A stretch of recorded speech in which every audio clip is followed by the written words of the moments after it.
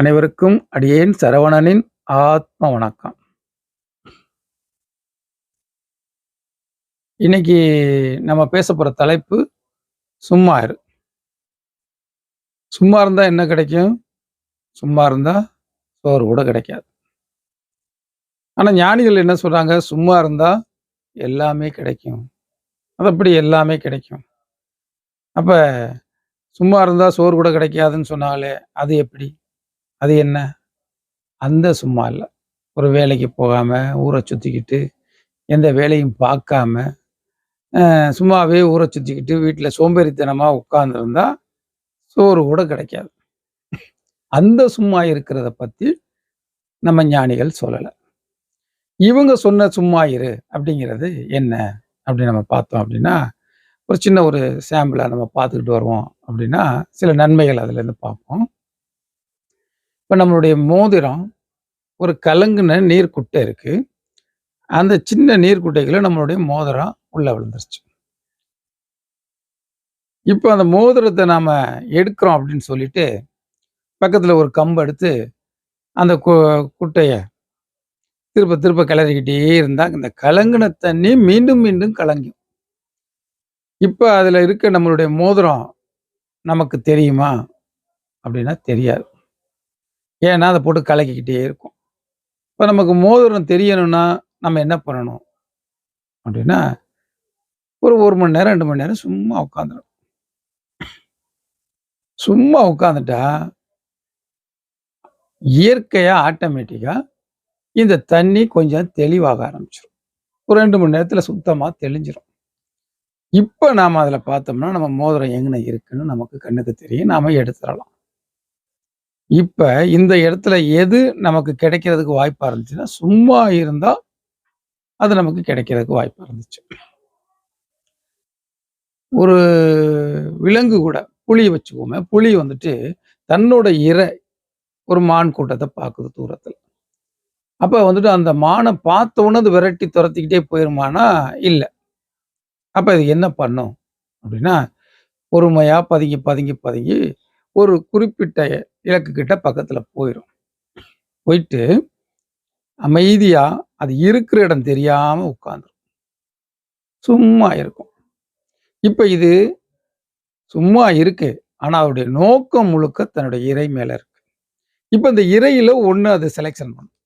ஒரு இரைய அது குறி வைக்கும். அது வயதானதோ, இல்ல அடிபட்டதோ, இல்ல கொஞ்சம் குட்டியானதோ, இப்படி தனக்கு எந்த இரை ஈஸியான இலக்கு அப்படிங்கிறத அது குறி வைக்கும். அந்த டைமிங் அது சும்மா இருந்தா தான், இந்த சிந்தனை அதுக்குள்ள வந்தா தான், அது அந்த இலக்க பக்கத்துல வந்த உடனே விரட்டி அடிச்சு இரைய அடைக்க முடியும். அதுக்கு இரை கிடைக்கும். அப்ப அந்த கொஞ்ச நேரம் சும்மா இருந்தல்ல, அதுக்கு கிடைச்ச வெற்றி.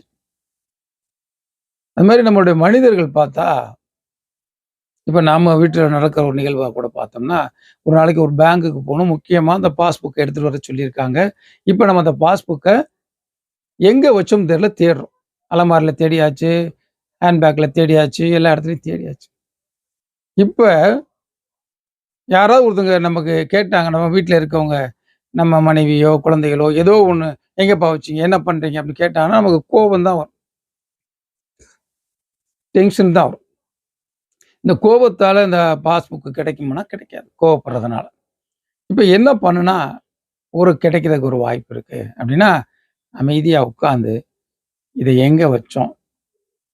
அப்படிங்கிறத கொஞ்சம் யோசிச்சா, கண்டிப்பா சும்மா இருந்து அப்படி யோசிச்சா, மனத ஒருநிலைப்படுத்தி யோசிச்சா, கண்டிப்பா அதுக்கு கிடைக்கிறதுக்கு வாய்ப்பு இருக்கு. இப்ப இப்படி சும்மா இருந்தா, இந்த நன்மைகள் எல்லாமே நடக்குது.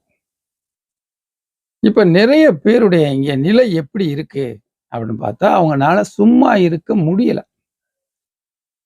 இந்த மனமாகப்பட்டது என்ன பண்ணுதுனாக்க, நிறைய எண்ணங்கள உற்பத்தி பண்ணிக்கிட்டே இருக்கு. இந்த எண்ணங்கள உற்பத்தி பண்ணி, உற்பத்தி பண்ணி, உற்பத்தி பண்ணி ஒரு காலகட்டம் மூளை எல்லாம் இந்த எண்ணங்களா பதிவாகி ஃபுல்லாயிருச்சு. மனசுக்குள்ள ஃபுல்லாயிருச்சு. இப்ப தொடர்ந்து இந்த நிலை நீடிச்சுக்கிட்டே போணுச்சுன்னா, நம்மனால சுயமா சிந்திச்சு ஒரு முடிவு எடுக்கிறதுக்கு வாய்ப்பு இல்லாம போயிடும். ஏன்னா, பல எண்ணங்கள பல சிந்தனைகள உள்ள போட்டு புதைச்சு வச்சிருக்கோம். அமுக்கி வச்சிருக்கோம். இப்ப இதனால என்ன உருவாகும் அப்படின்னா, ஞாபக மறதி உருவாகும். கோபம் வரும். படபடப்பு வரும். எந்த முடிவும் எடுக்க முடியாது. ஒரு இக்கட்டான சூழ்நிலையில ஒரு நல்ல முடிவு எடுக்க முடியும்னா முடியாது. எடுக்கிற முடிவு தவறா போயிரும். அப்ப இந்த மாரி தொடர்ந்து இருக்கும்போது உடல் நலமும் பாதிக்கப்படும்.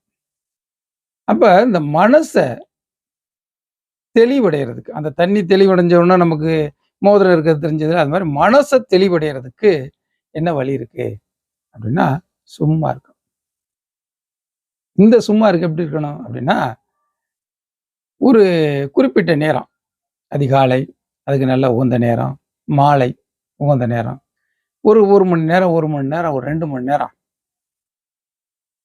அமைதியா இந்த உலகத்த பத்தின எந்த சிந்தனையும் இல்லாம, எல்லாத்தையும் அது தொழிலா இருக்கட்டும், குடும்பமா இருக்கட்டும், நண்பர்கள் விஷயமா இருக்கட்டும், பொழுதுபோக்குக்கூடியது விஷயமா இருக்கட்டும், எதுவா இருந்தாலும் அந்த விஷயங்கள கொஞ்சம் தூர தள்ளி வச்சுட்டு, மனசளவுல எந்த சிந்தனையும் இல்லாம, நம்மளுடைய உருவ மத்திய கவனிச்சு அமைதியா ஒரு இடத்துல சும்மா இருந்தா, அங்க இந்த தேவையில்லாத எண்ண பதிவுகள் அழிஞ்சு பஸ்பமாயிரும். அப்ப தேவையில்லாத எண்ண பதிவுகள் இல்லைன்னொடைய மனமும் புத்தியும் தெளிவடைஞ்சிரும். தெளிவடைஞ்ச மனமும் புத்தியும் தெளிவான முடிவெடுக்கும். தெளிவான முடிவெடுத்து தெளிவாக செயல் செய்யும்போது வெற்றி நிச்சயம் கிடைக்கும். வாழ்க்கையும் வெற்றிகரமா இருக்கும். அப்ப இவ்வளவு நன்மைகள் தரக்கூடிய இந்த சும்மா இரு அப்படிங்கிறத ஏன் நாம பழகக்கூடாது? சும்மா இருந்து பழகக்கூடாது. சும்மா இருந்தா எவ்வளவு நன்மைகள் கிடைக்குது. அப்ப சும்மா இரு சொல்லற அப்படின்னு நம்மளுடைய சித்தர்களுடைய வாக்கு. சும்மா இருந்து சுகம் காணுங்கள். சும்மா இரு. மற்றும் ஒரு பதிவுல உங்க எல்லாரையும் சந்திக்கும் வரை உங்கள் அனைவருக்கும் அடியேன் சரவணனின் ஆத்ம வணக்கம்.